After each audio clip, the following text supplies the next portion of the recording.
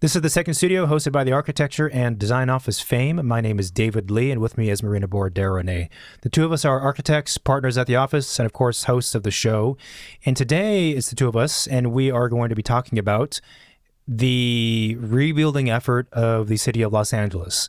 And some of the things we're going to cover are broad enough to be applied to any rebuilding process as a result of a fire. And some of the things we're talking about, specifically the permitting approvals process and timelines, are specific to the city of LA, and even more specifically to our knowledge of the Pacific Palisades.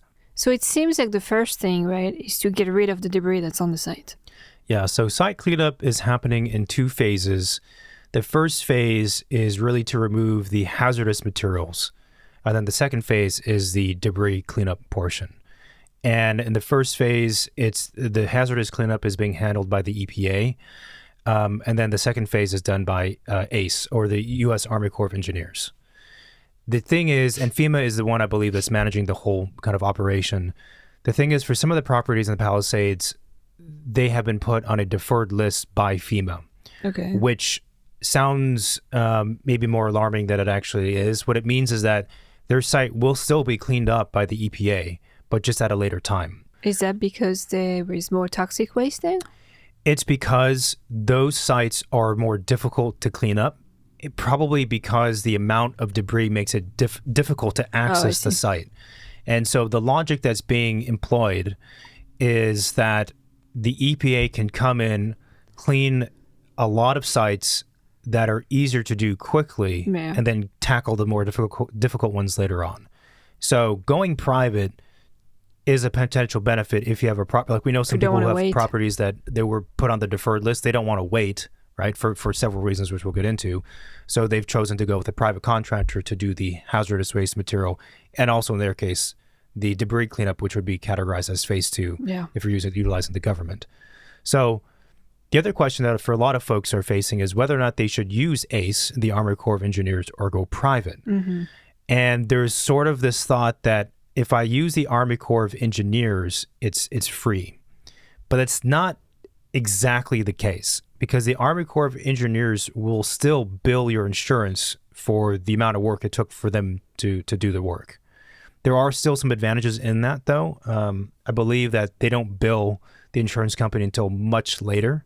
Other factors with the Army Corps of Engineers is that, you know, they're going to come in and do whatever they do. You don't have control over what they're doing as much as if you went private. So if you have like pieces of buildings or things that are on site that you want to keep in your rebuild project, yes, they might not be as mindful and detailed, let's say, because they have a lot of sites to clear. Exactly. If your property it was completely gone and you know that nothing is worth keeping, then ACE might be a good option if you can get them to be scheduled, you know, in time.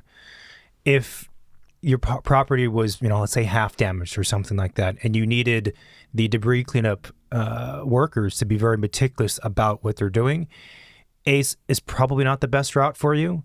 I have heard that in some instances, homeowners are sort of working with ACE to you know, communicate what they want to keep and not keep, but you have to anyone have the time and the ability to do that. Yeah, anyone in the, you know, and the knowledge construction industry is probably like, yeah, I don't really see how that's going to work out so well. But these are things that we've heard. So isn't there a deadline to opt into ACE, using ACE though? Yeah, so this recording, I think we're going to push to get out in time for it to be useful, hopefully. But it's the end of March. You have to decide by then whether or not you're using ACE. Gotcha. And what we're advising everybody, and we've heard this from many other professionals as well, is for homeowners to opt in with using ACE, because you can always opt out. So if you opt in and the next, you know, couple weeks you change your mind, you can always opt out. But if you opt out, you can't opt in. And so that's kind of the strategy that a lot of people are doing, because there's a lot of information that is still being learned on a 24-hour basis. And so there's nothing hurting you to opt in. So there is kind of like the selection of who's removing the debris, but I think in that you also have to wonder and ask the companies, like if you go private, where are they going to bring the debris to? Like where is the dump site? Yeah. Because some dump sites only take the debris coming from ACE. Yep. You also don't really want to hire just like 3 guys in a van to come and clean up your lot. No, but you know, I mean, if you don't know better, a right? man like in a van for moving. Yeah. So that's an important question. It's true. So that's one of the potential big issues with this many houses being lost is it's an opportunity for a lot of people professionals to swoop in and get work, which is a good thing for the professionals if they know what they're doing. Potentially a bad thing if you have folks who are just trying to make money. Trying to make money and sort of taking advantage of the situation. And we've heard that the debris removal process by those companies is becoming less and less straightforward because there's only so many roads to get in. Like you said, some of the dump sites have changed their minds. They're like, oh, by the way, now we only take debris from ACE, and so you can't dump here. So you really need to hire like you said, companies that are good at what they do and they know what they're doing for sure. The other thing too with debris cleanup and the things that are remaining are foundations. In a lot of cases, the majority of the house is gone, but it would appear to be that the foundations are still there. Yeah, and that's kind of a question that we've seen come across like quite a bit because everybody knows, right, that foundation costs a lot of money to build. The first time you build them. And it's kind of like a chunk of money that just sits in the dirt that you never see, right? It's kind of like, well, look, if I can reuse what I have, despite me having lost, everything, if I could save some money there, like that would be good. So, it would make sense for a homeowner to wonder, like, can I just reuse the foundation? Because it's concrete anyway, right? So it's in the dirt, it didn't burn, it's still there. Like, is it reusable? So all the foundations, let's assume we're talking about all the sites where the house is gone and foundations are, quote, still there visually. All those foundations have to be tested by a dedicated engineer, and that's their job, is to test the structural integrity of existing structures like foundations. They have to be tested, of course. And there's a couple of ways they do testing. So there's a visual inspection, which basically is there's an expert that goes out there and looks at the foundation and draws an opinion. They do a hammer test, which is a device. It's not just a hammer used for nails. It's a specific hammer device to do that. And depending on what that test reads, then they go further and do invasive testing, where they actually core, meaning they take out a chunk of the foundation and then test it. They also do stress tests on the anchor bolt. So they pull up so for anyone who doesn't know, their framing is tied down to the foundation with anchor bolts, let's say. And so they do a stress test by basically pulling on the bolt to see how much resistance there is. And so they do all these things kind of in succession, because you don't start off by just drilling into the foundation. So they do all these things. The problem is that a lot of these houses were built so long ago that even if it's determined that your foundations are still structurally sound from when they were first built, they were built at a time when the foundation structural requirements are different from today. Right. So if you have a house from like the 80s, the 90s, or even certainly earlier than that, it's not, you can't just reuse the foundations, right?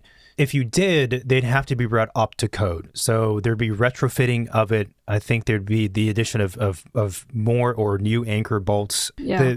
I think the bigger question, though, is, and I was speaking with a couple engineers about this, is if you are building ostensibly a brand new house that's going to cost millions of dollars, and it's 3,000, 4,000, 5,000, whatever, how many square feet, should you be building it on top of foundations from the 80s or 90s? Forget the fire aspect of it. And the answer is no, you shouldn't. It's not a good idea to do that, right? And for the houses that have burned completely away and there's only foundations, there's a good chance those foundations are damaged to some degree. Yeah. Because it's not like the fires just kind of went by. That means the fire was cooking the house for hours probably, and in direct contact with those concrete foundations. And I think even then during the debris removal process, they might get damaged, or like you also don't know, some part of the Palisades and around also had like mudslides and all kinds of things. So at the end of the day, it's like how much would you be saving by trying to reuse them, and if you have to bring them up to code, what is the cost delta of doing that versus just starting new? It's the cost delta, and also it's like, just again, in principle, do you want to build a brand new house that's meant to last you for the next 50 years of your life on foundations from 30 years ago that survived a fire? Like, it's not super logical, right? Well, the thing is, like you keep an existing wall or like an existing roof, like you could always access it, redo it, change it, take it down.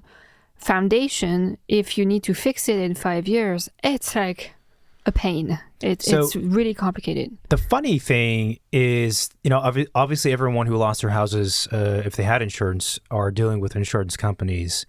And it could go to, playing the mind reading game of insurance companies. It could go one of like two ways. Either they want to test the foundations to say, okay, they're still good, so we don't have to pay for new foundations.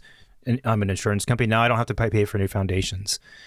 The other mentality they could take, I suppose, is I want to have new foundations because that's less liability for me as an insurance company in the future. And the way that construction has evolved and the way we build things, both in practice and also in the code, is just so different than it was 30, 40, 50 years ago. So, I think we mentioned on a previous recording, some of this bleeds over into just general remodel thinking, forgetting the fires, right? Like we've worked on projects where houses were built in the 50s, the mid-century, right? And it's like, well, are we going to do this massive, massive gut remodel and build basically a brand new house and keeping some studs on top of an old foundation? We don't know really what's in there. And at some point, when you get to that threshold of scope and budget spending, then it doesn't make sense anymore. Yeah.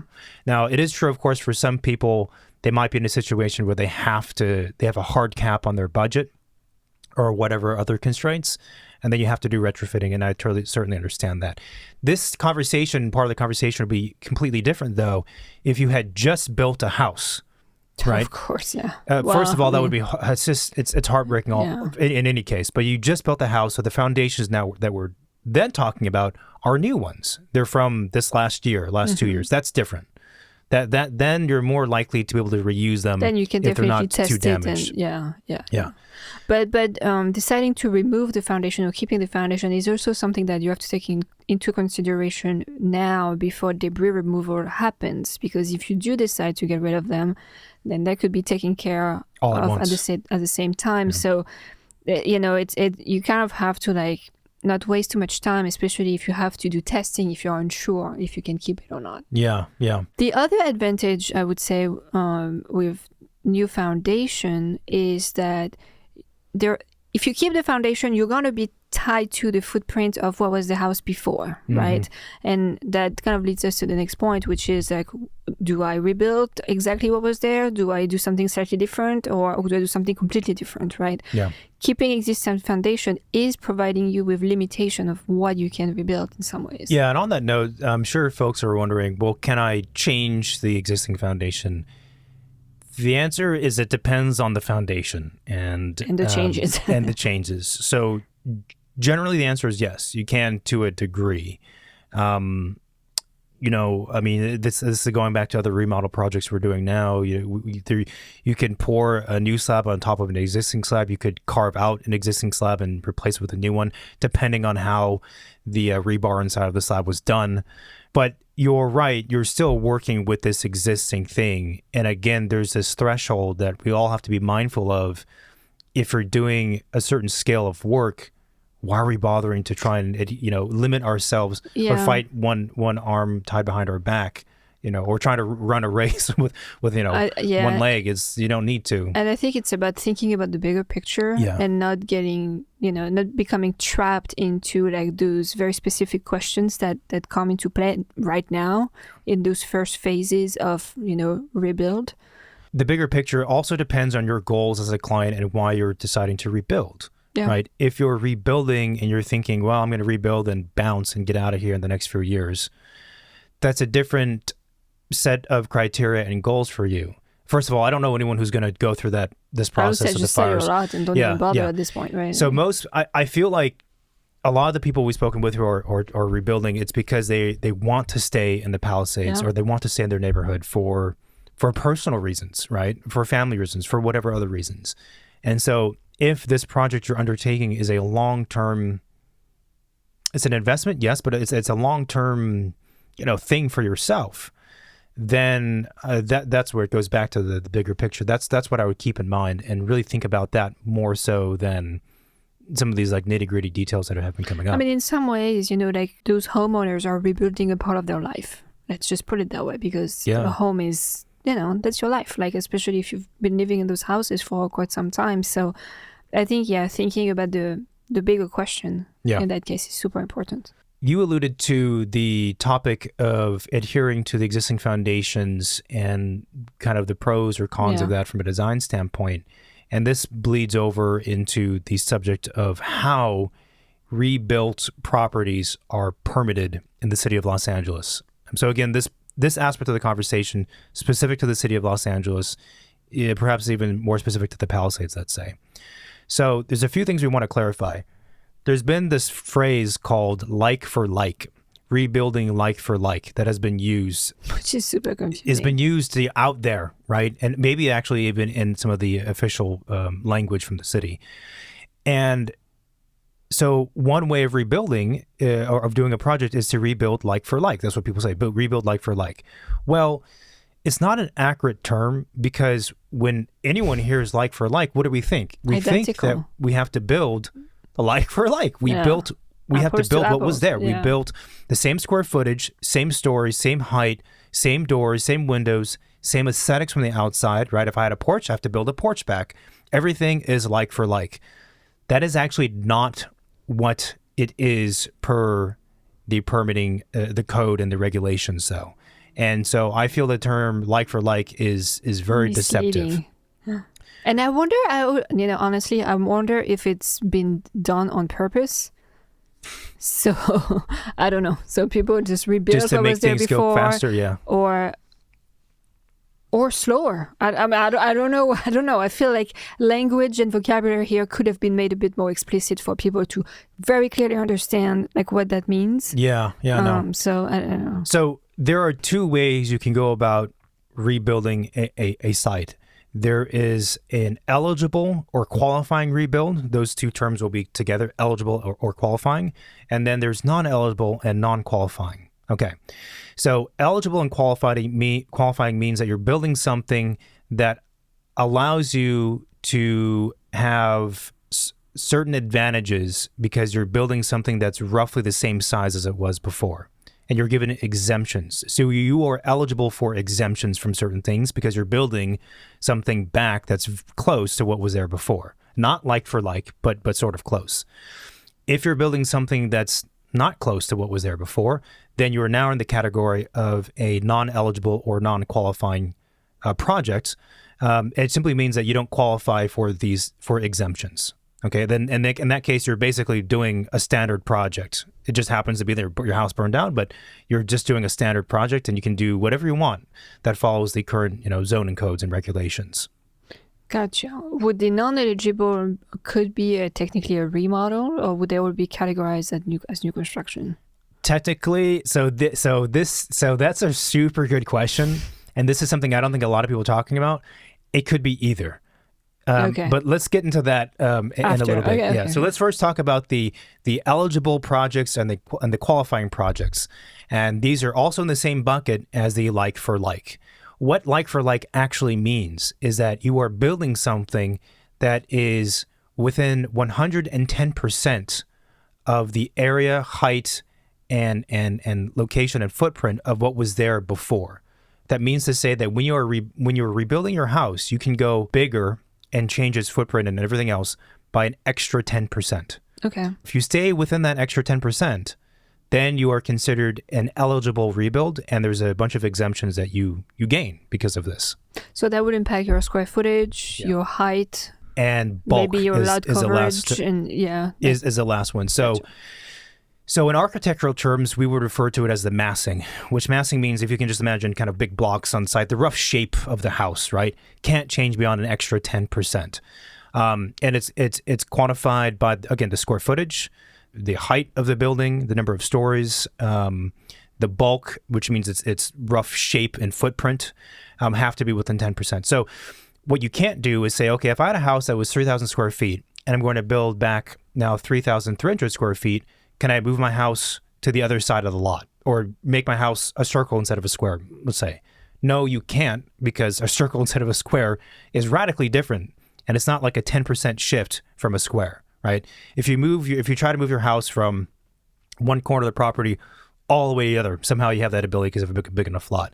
That's also is not considered an eligible rebuild, because you are dramatically changing the massing and the site planning of the project. Can you underbuild? Like if you fit within the massing of what was there before, but you actually build less? You can underbuild, yeah. And some people are doing that because of cost. Right. It's just so expensive. It's not like you have to build like up to 100% of what was there before. Like you can always go down if you need to. Yeah, the rule is that is the bonus 10%, is the max. Right, to give you some wiggle room. Yeah. I do want to go back though and touch on the exemptions that you mentioned. Yeah, so the exemptions for an eligible project, which again means you're not building more than an extra 10%, you are exempt from CEQA, the Coastal Commissions Act, and there's a third one, which I'm forgetting right now. You're exempt from, you're allowed to put back any non-conforming structures. So I'm going to talk about the first two. Anyone in Southern California or all of California knows that if your property is located in a coastal zone, and therefore you have to undergo coastal commission reviews, it is unpleasant, to say the least. So if your property is in the coastal zone, rebuilding back the house and not having to go through that commission, the coastal commission, is a huge benefit for sure. The other one was non-conforming structures. Which means, for example, if your house was built on a side yard setback that was like 2 feet off of the property line where you're supposed to have 5, that means you can rebuild where it was. Yeah. Which in some ways is a huge advantage because you can't do that anymore. Yeah. So that is something to consider. I think there was also things about like keeping a gas line. Yeah. Right. So obviously the code evolves, and the code now prohibits certain things. Now gas is not allowed. So when you do a new construction project, there's an all-electric mandate. You can only use electricity. You can't have gas. So that also, if you had gas before, you can still have gas now because you're doing a qualifying rebuild and you're staying within that extra 10%. The same thing applies for heights and even the use of the property. In this conversation, or at least for what we do, we're talking about houses to houses, so that's not so much of an issue. In addition, you cannot add a basement and have that not count toward the square footage to be eligible. Does that make sense? So what I'm saying? It's part of your total square footage. Yeah, which some of us don't quite agree with, because the whole point of the 110% rule is that you're building back kind of roughly what was there from a site planning perspective. From an above ground. From above ground perspective. So who cares if I'm adding a basement? Let me add a basement and give me the benefits of being an eligible rebuild. That's not what's happening. Now, here's the thing. The eligible rebuild, quote, like for like, and all those other ways of describing it, has been talked about as the fastest way to get an approval, because it is expedited, right? And it's been kind of, marketed, let's say, as if you want to rebuild quickly, do this. Stay within the 110%, do all the stuff that we talked about, and you're going to have the fastest approval process. You're going to get your permit, and it's going to be the easiest thing and the most painless way to go about it. So my question is, who's saying those things that are not true? So here's why it's not necessarily as advantageous as it seems. So let's go through it. So first of all, we talked about exemptions from CEQA and the coastal commissions. Right, which is a huge one because it saves you time and money in the process. However, I don't know the math of it, but like half or more of the properties in the Pacific Palisades are not in a coastal zone anyway. So that has no bearing on a lot of people. At all, right? It's like saying your car comes with doors. Okay, great. I mean, the exemptions for non-conforming uses, right? Most houses don't have extreme conditions where they were built so far past the setbacks where it's a huge issue. The gas thing, Well, is it that big of a deal to keep gas or not? I don't know. And in fact, here's a thing that I don't think a lot of people know, is that even if you do a non-eligible, non-qualifying project, you can actually still have gas in the house because it's a fire rebuild. Now, here's the caveat with that, is that new energy codes would apply to that project, which make it very difficult to have gas with all the calcs, which I know I'm getting confusing. But I was talking with the city official the other day, like I was having lunch with them. He's like, well, you can still have gas in a new construction project if it's a fire rebuild because you're still classified under the bigger umbrella of a fire rebuild. And then the other big benefit that's being talked about is this expedited approvals permitting process. Right. If you do the like for like eligible rebuild thing. Well, what has been, I think, guaranteed to date, as far as I know, is that all that means is that the first review of the drawings you submit will be done within 30 days, which is good. That's faster than usual. Yeah.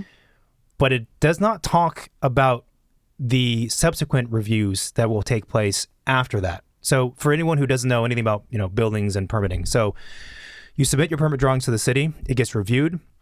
In the city of Los Angeles, San Francisco, a lot of major cities, you can guarantee you're going to have plan check corrections, which means that there's a plan checker who's going to put a bunch of red lines and say, fix a bunch of stuff and resubmit. It's going to happen, right? So this expedited process only talks about the first review session.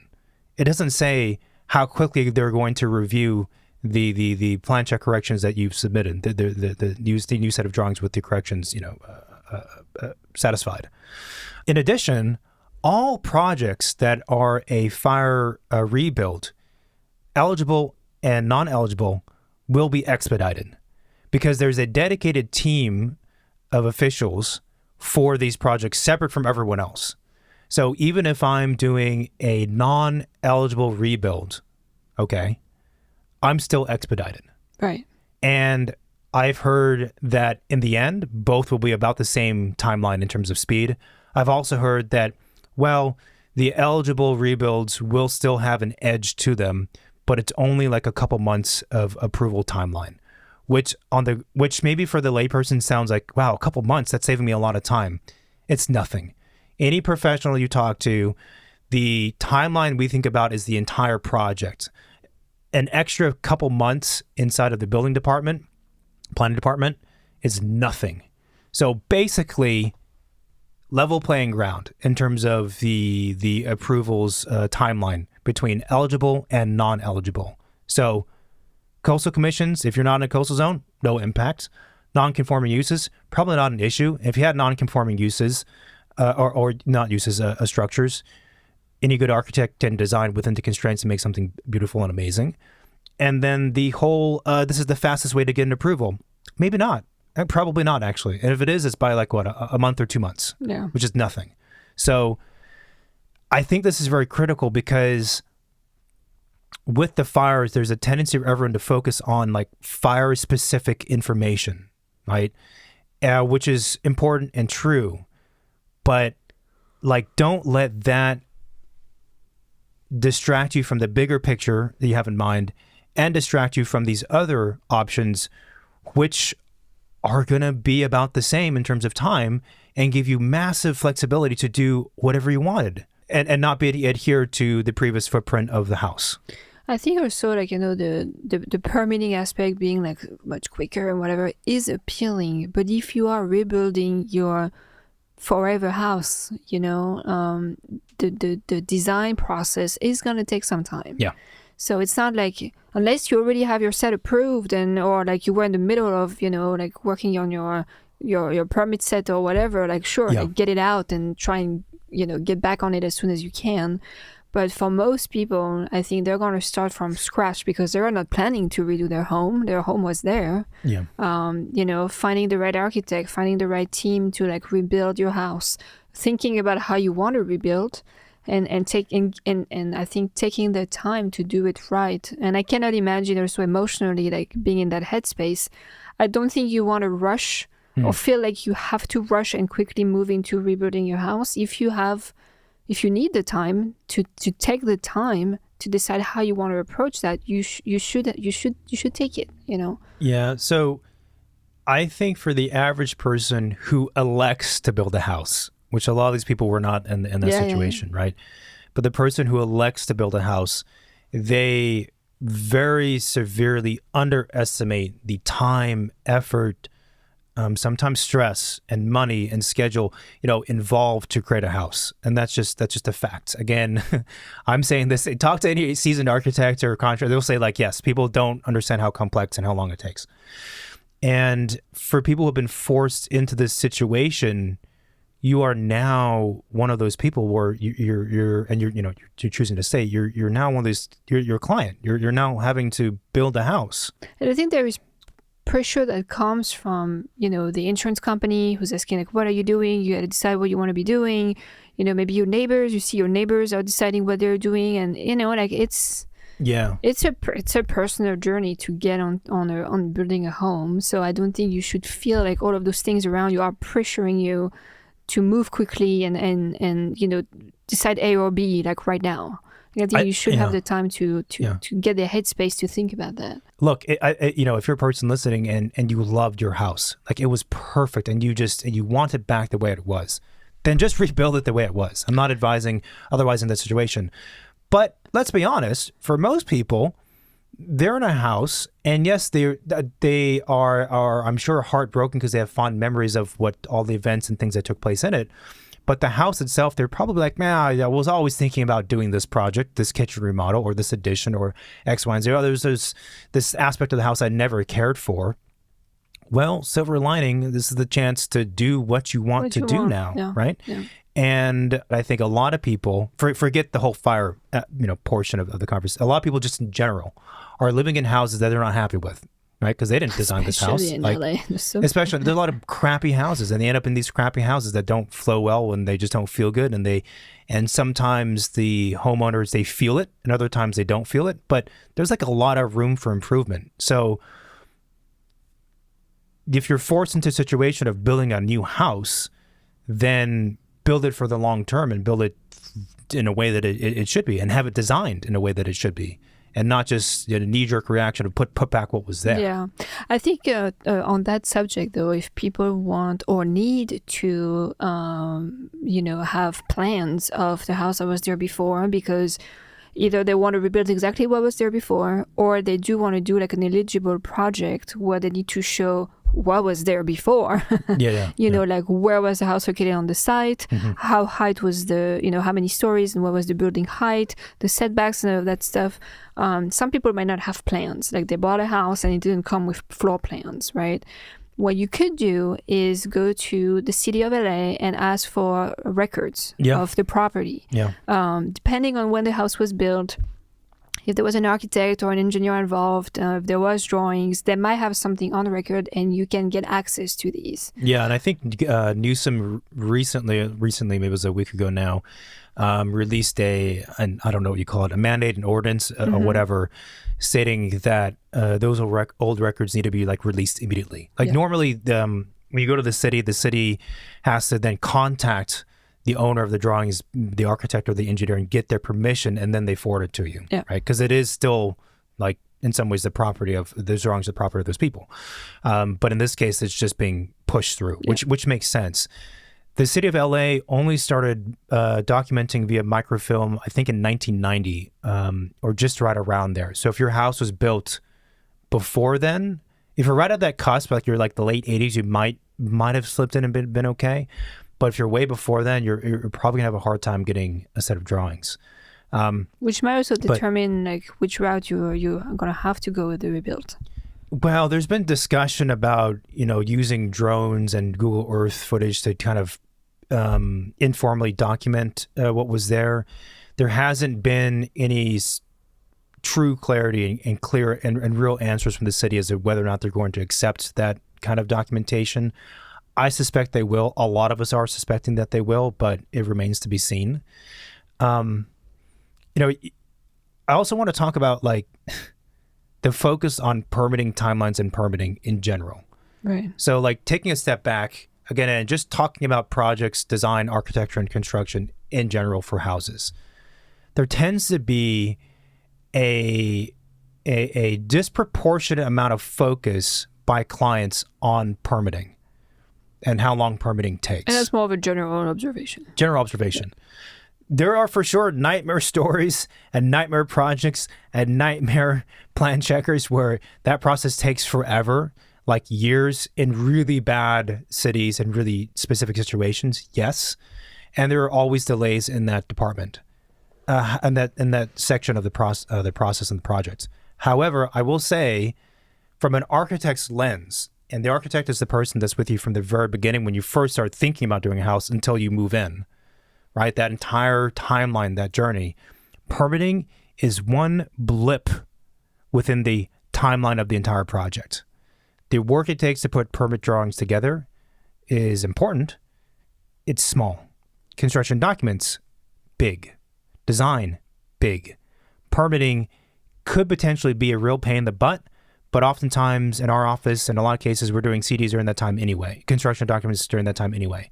So my larger point I'm trying to make is that I wouldn't let, especially these specific permit information about eligible and non-eligible, like dictate the rest of the project, which is like 95% of the project. Like design, hugely important. Construction documents, hugely important. Construction takes a long time too. I mean, obviously, and that's where all the money's being spent.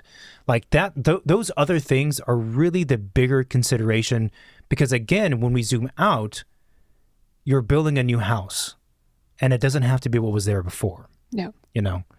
And I just think it's very easy for everyone to zoom and just focus on like, well, eligible, non-eligible, 110%, this and that. Like, but these are small, very, very small things in the overall effort of the project, and small things that are potentially very critical. Like you said, if you choose to do eligible because it sounds like it's the fastest, right, and whatever else, but now you're stuck with a previous footprint. Like, well, why? You know, and it's hard for people who've never gone through any of that before because they have to make decisions, you know, without really having all of the information. And there is, that's why. And the problem is that there is a lot of information out there since the fire happens. You know, here and there, you hear this, you hear that, but there is not, I think, clear information. So it gets very confusing. Yeah. Well, this is why, not to sound like an, advocate for architects as a biased person because I'm an architect, but that's why you need an architect. You need to talk to an architect because the architects, what they do for any project, especially with something like this, is they bring in all the information, they distill it, and they decide and they order it. They make a mental hierarchical outlay and decide what's important, not important to shape the project. For folks who are looking at this process through a keyhole and they don't know anything about the profession, what happens is whatever information they hear, it sounds bigger than it might be, right? Because they don't have the rest of the picture. They don't have the full picture that I described from conceptual design all the way to moving in, right? The architect and to some degree the contractor does. And so I suppose that's a way of advocating or suggesting that anyone who's in this process, don't try and make critical decisions or almost any decisions without talking to, having serious conversations with an architect and or contractor, but probably an architect to help provide guidance. And I've said this before on the podcast as well, where in normal situations, that's one of the classic mistakes that clients make is they try to do a bunch of work and thinking before hiring an architect. And the architect comes in and they say, well, good on you for trying, but I'm going to reshift everything you've said because what you've said doesn't actually really make sense considering the big picture. Yeah. So you've got to surround yourself with good professionals and start the conversations. Of course, it would be remiss of me if I didn't mention the fact that budget plays into all of this. And the things that I'm describing are potentially a non-starter for someone who's on an ultra tight budget. And I certainly understand that. Yeah, and I think, the architecture community in LA is pretty strong right now, and everybody is kind of like, rolling up their sleeves and trying to see like how everybody can help all of the victims of the fires. So talking about budget, and maybe having some homeowners that don't really know what to do or don't really know like how to approach this thing and might not even be able to hire an architect. I think you could still reach out to a lot of architects in LA who would be more than happy to have like a 15-minute, half an hour conversation, on the phone and try and understand what is it that, where is your property and what are you trying to decide, and give you their best advice, and if not, like guide you to the right people. Yeah. So, sometimes architects could feel like they're like way out of reach, or they're like pretentious and your homeowners might think if I call them but I don't hire them, like, oh, they're going to give me information. I think in this case, like any architect you would call in LA would really help you out. And that's how we operate. I mean, for our office, like I'm always on phone calls with people who could be clients and could not be. It's fine with me. I'll spend an hour with you and help you out. I mean, it's because I understand the amount of commitment and the importance of a house too. I mean, that's why we do what we do. We believe in the value that a house brings in good design. And if I can steer someone in the right direction, even if it's not with us, I will gladly spend an hour doing that. I think I do want to quickly touch back on the 110% and the site planning component, because I wonder if someone listening who is not an architect and their homeowner is thinking, well, but if I'm keeping the foundations, can't we just design something really good, making use of those foundations, and it'll be okay? Or where those foundations were. Because also to clarify that if you're doing an eligible rebuild, you can fully demolish the foundations, right? You just have to put what you're putting back has to be roughly what was there before in its shape and footprint and square footage. But why can't we adhere to that 110% rule but still have a really nice house? And depending on what was there before, it's certainly possible. But I'll say this, that the first thing in the design of any structure, and in this case a house, that dictates whether or not the design is going to be good is the site planning. That means where the structure is located on the site and how it's located on the site, and the massing and how many stories and whatever else. At a very kind of primitive level, primary level, before talking about the interior floor plans and where walls and doors go and where windows go and all that stuff, it's the site planning, it's the massing. So like we have a project, actually a couple projects now, where there was an existing house on site, or existing structures, multiple structures in some cases. And the question is, like, can we make use of these structures? And most of the time in construction, like the building construction aspect, yeah, we could. But these structures are so poorly positioned on the site that it's limiting us from actually utilizing the site and getting the most value out of the site, both in terms of ROI, resale value, but also the poetics and the feeling of the site and the quality of the design, quality of the site. That all starts with the massing. So that is, and any architect listening is like, yes, it does, because it's the first thing you learn in architecture school. It starts there. Well, it's kind of like the basic, the basic stuff, but if you get that wrong, that just messes up everything else that follows. There's nothing you can do to fix a bad site plan. Like if, let's say, your house is like really, really close to like the fence in your backyard, and you have this, real estate of lawn in the front that nobody ever used, because who wants to have a party in the front yard of your house? Yeah. Well, maybe now is like a good opportunity to like relocate in a way that makes sense. Or maybe, I don't know. And what's interesting too is that homeowners are going to rebuild and their neighbors are going to rebuild. And I think that's also a very interesting, not experiment, but kind of like an interesting thing to happen, because how often do you and both of your neighbors are going to be rebuilding a house? Yeah. Never, right? I know, at the same time. So I think there is like the potential for very interesting conversation and even design solutions of things happening because of that. Also because it seems like the community in the Palisades is very tight.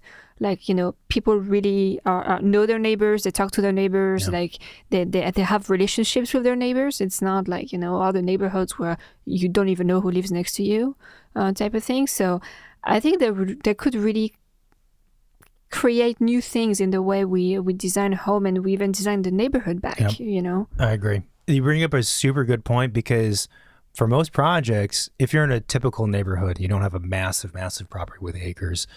As an architect, we first look at the context, right? We look at obviously what's allowed zoning wise, but we looked at the surrounding buildings and structures. Say, okay, your neighbor has a window right there. We're not going to put your primary bathroom window facing that window because that would be bad. In this case, it's all going to be new. So it is going to be critical for architects to talk to each other. I mean, I know we will be pursuing that. And I guess as homeowners, I would probably, I would recommend that you tell your architect, like, can you, I know my neighbor, I'll put you in touch with their architect. Can you guys talk to each other? Because you don't want to have your 2 bathroom windows that are like floor to ceiling glass. Well, that's the thing, right? Because usually when you design a new home, you have existing, buildings next to you. So you kind of like design based on what the context around is. Yeah. But if everybody is designing, kind of ignoring the context because the context is gone, you can't. I mean, you're have to co-design designing with like your eyes closed. Like you don't know what's gonna happen. So yeah, I think that could be pretty interesting. So we'll probably have more recordings like this in the future, hopefully, where it's just kind of updates on the things that we think will be helpful to people and things that we've learned. But I think the key point as a conclusion to this is utilize the architects and professionals for advice of seeing that bigger picture and helping you think about it that way, and to, again, provide order to the information so you don't let the information that's talked about the most be the thing that dictates and makes decisions for you. Yeah. Because oftentimes the thing that's talked about the most is not actually the most important thing in the case of these projects. Yeah. If you have questions, then reach out to us. More than happy, again, to help you out. And if we're not the right fit for you, we can recommend you to a whole bunch of 100%. Architects. Yeah, and so on that note, also, if you need someone for debris cleanup or anything else, anything that we talked about, reach out. We'll put you in touch with those people or find someone for you. You can find us we can find the office on Instagram, which it's fame_architects. Our office is famearchitects.com is the website. The podcast has a hotline, which you can call or text, which is 213-222-6950. You can find the podcast on Instagram. It's Second Studio Pod. And you can find both out there everywhere. As we get more information with this whole process, we would share what we find or make sure that we keep people updated with that. But no, hopefully this is helpful. Leave a review. Typically we start the outro by asking for a review, and I forgot. So leave a review if you like the show and appreciate it. And we'll talk to you guys soon. Thanks. Bye. Bye-bye.